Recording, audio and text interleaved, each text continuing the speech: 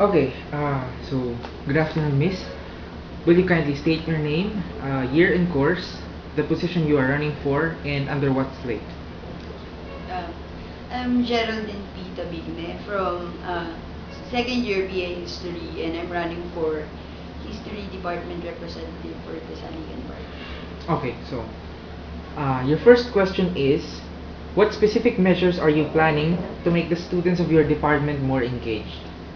Um, ako kasi, bilang tao na din, yung projects ko, ang ginawa ko lahat is, hindi lang yung kung ano yung kailangan nila, kundi kung ano rin yung gusto nila.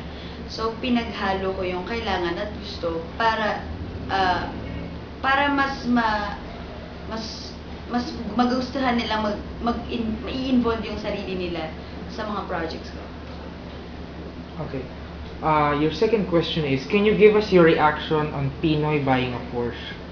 Pinoy. So, para sa akin, hindi rin naman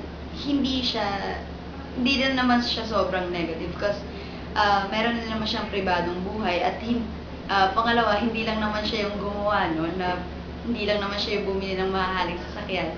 Medyo madalas lang siyang nakikita. So, unfair din naman kung sasabihin ko na hindi tama yung ginawa niya kasi ayun, he did it for himself din.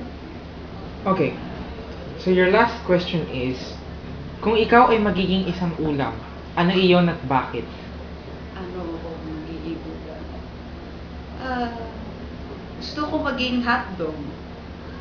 Bakit hotdog? Hotdog kasi simple, madaling kainin, tapos madaling maintindihan yung lasa. Can afford, pwede siyang bilhin, pwedeng kahit anong luto, pwedeng ilagay kung saan-saan. Yun, sabi. Okay, so is there anything else you want to say? To your constituents, wala? Wala pa naman. Okay. Thank you, Miss, for your time.